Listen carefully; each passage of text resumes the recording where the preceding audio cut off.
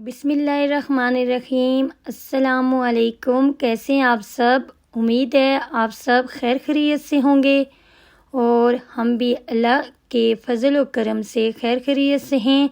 मेरी आपसे रिक्वेस्ट है, प्लीज़ आप मेरी वीडियो को पूरा देखा करें और लाइक भी किया करें। और जो मेरे चैनल पर नए आ रहे हैं उनसे रिक्वेस्ट है कि प्लीज़ मेरे चैनल को सब्सक्राइब कर दें और लाइक भी करें और वीडियो भी देखें। चलें जी, अभी करती हूँ वीडियो का स्टार्ट। तो ये आज का व्लॉग जो मैं आपसे शेयर कर रही हूँ, ये मैंने थर्सडे की रात को बनाया है, क्योंकि मैंने पहले जो व्लॉग बनाए थे वो सारे दिन की रूटीन ही में मैं आपके साथ शेयर करती रही हूँ। तो मैंने सोचा मैं कुछ आज थर्सडे की रात को जो मैं कर रही हूँ किचन में वो आपके साथ भी शेयर करूं। तो आज मैं अपने किचन में बना रही थी शाम के वक्त पकोड़े।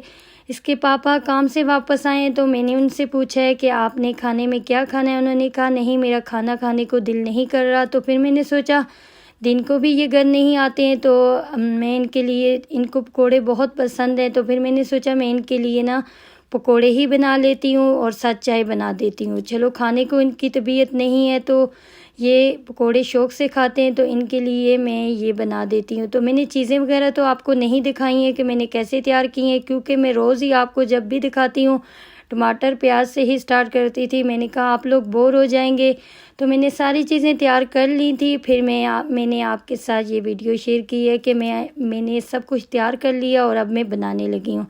यहाँ पर देखें मेरे पकोड़े बन रहे हैं और मतलब कि सारी चीज़ें तैयार करके फिर मैंने बनाना स्टार्ट की हैं। और इस फ्राई पैन में मैंने डाला है, इसमें मुझे थोड़ी प्रॉब्लम भी हुई है क्योंकि इसके साथ चिपक रहे थे और जल्दी भी नहीं बन रहे थे।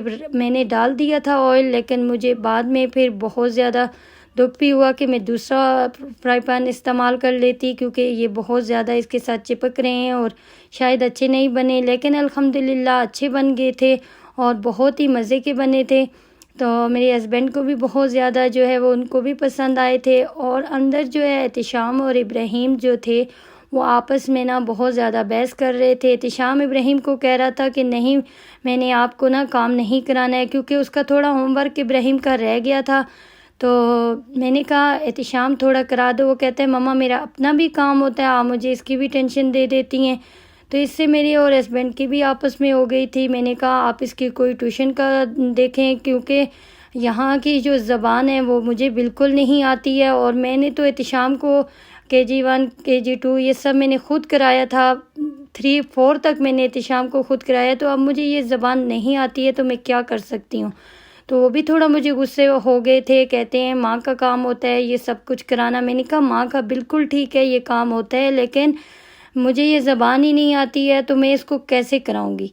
तो बस इससे थोड़े वो भी मुझसे नाराज़ हो गए थे। मैंने बस इतना ही बोला, मेरी आदत नहीं है मैं उन्हें आगे से जवाब दूं, लेकिन मैंने उन्हें बोला है कि आप इसकी ना ट्यूशन कर देखें, क्योंकि बच्चों के लिए बहुत ज़रूरी होती है। जो छोटी क्लास होती है अगर उनकी बेस अच्छी ना बने तो वो कैसे आगे पढ़ेंगे या क्या करेंगे। हमारा परदेश में रहने का क्या मतलब कि हमें क्या फ़ायदा होगा जब हमारे बच्चों के पास एक अच्छी एजुकेशन नहीं होगी। तो मैं कैसे इनको, मतलब कि मैं ठीक है माँ की ज़िम्मेदारी होती है, मैं ये नहीं कहती कि नहीं होती है, लेकिन मुझे ये ज़बान ही नहीं आती। मैं जो मुझे आता है मैं वो उसको थोड़ा बहुत करा देती हूँ। तो आप प्लीज़ इसके लिए ना कोई ट्यूशन ढूंढें। यहाँ पर ये सिस्टम है कि जो भी काम कराती हैं मदर ही कराती हैं, क्योंकि वो उनकी लैंग्वेज है, वो करवा सकती हैं।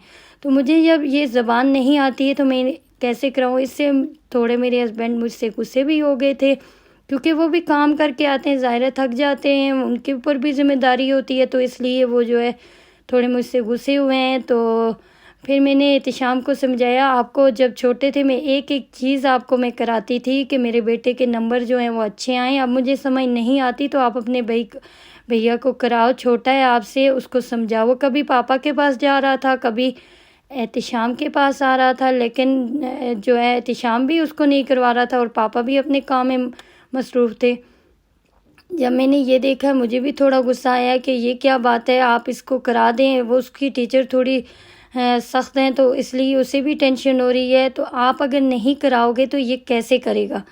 तो इस बात से बस मेरी और इसके पापा की, उन्होंने भी मुझे थोड़ा गुस्सा किया, ये मामा का काम होता है, आप क्यों नहीं करवा रही हो। मैंने कहा जो मुझे आता था मैंने करा दिया है, अब जिस क्वेश्चन की मुझे समझ ही नहीं आ रही मैं इसको कैसे कराऊं, या आप कराएं या एहतिशाम करा दे। लेकिन एहतिशाम कह रहे हैं मेरे एग्ज़ाम है, मैं अपनी तैयारी करूं या इसको कराऊं। फिर मैंने इन्हें कहा है कोई ट्यूशन देखें और इसको ट्यूशन में डालें, क्योंकि इस तरह इसका जो मुस्तकबिल है कुछ भी नहीं है।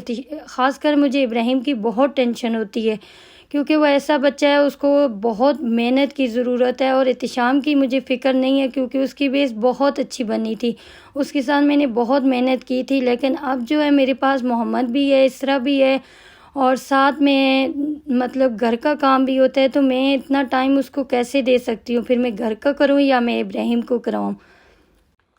तो ये सुबह सुबह का व्लॉग है फ्राइडे का, और यहाँ पर मैं इब्राहिम को स्कूल छोड़ने जा रही हूँ। और सर्दी जो थी वो इस कदर थी बहुत ज़्यादा, मैंने ना ग्लव्स नहीं पहने हुए थे और मेरे हाथों को कुछ हो रहा था। और मैंने इब्राहिम का बैग भी उठाया हुआ था, धूप भी निकली हुई थी, लेकिन सर्दी इस कदर की थी कि बहुत ज़्यादा सर्दी थी।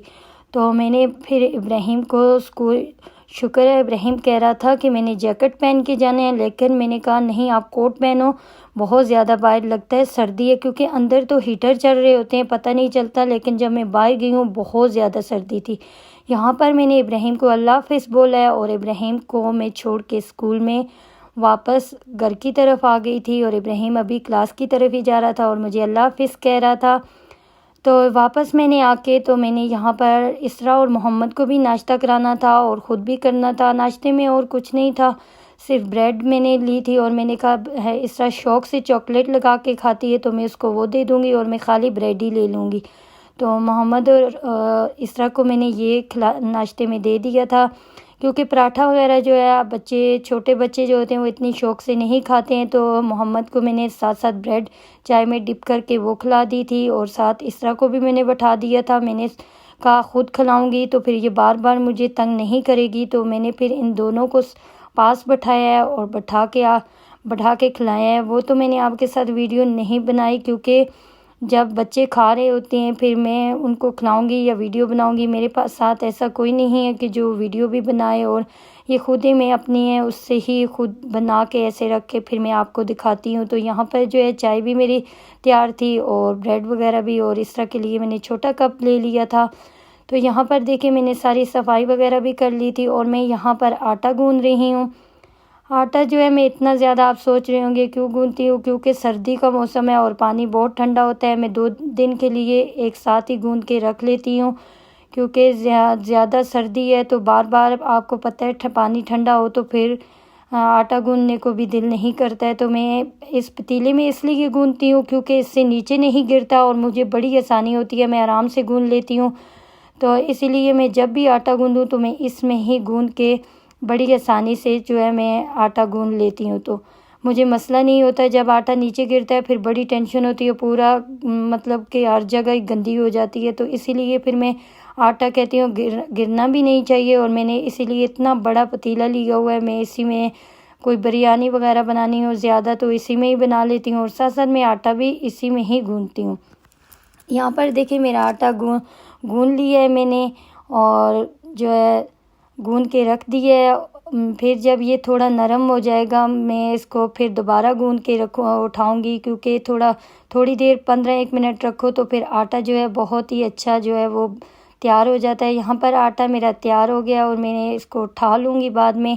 और यहाँ अंदर हॉल में देखें ये इसरा के और मोहम्मद के कपड़े मैंने निकाले हैं। आज फ्राइडे है, इनको नला के तैयार कर लूँगी और साथ साथ बाकी भी जो काम होगा वो भी कर लूँगी। फ्राइडे वाले दिन जो होता है काम जो है वो फिर नमाज जुमे का टाइम भी होता है और जल्दी बच्चों को भी तैयार करना पड़ता है और पूरा घर का काम भी ख़त्म करना पड़ता है। तो इसीलिए मैंने सोचा है पहले बच्चों को तैयार कर लेती हूँ, क्योंकि बच्चे रेडी होंगे मतलब साफ़ सुथरे होंगे। तो वैसे तो आजकल सर्दी है, मैं रोज़ डेली नहीं नहलाती हूँ, क्योंकि दूसरे दिन मैं इनको ज़रूर नहलाती हूँ। बच्चे छोटे हों तो फिर उनके कपड़े वगैरह भी बहुत ज़्यादा गंदे हो जाते हैं। तो मैं इसी के साथ अपनी वीडियो का भी एंड ही करूँगी। यहाँ पर बहुत लंबी वीडियो तो बनाती नहीं हूँ, बनाऊँगी क्योंकि मेरे व्यूज़ बहुत कम आते हैं। आपसे इजाज़त चाहूँगी। अल्लाह हाफ़िज़।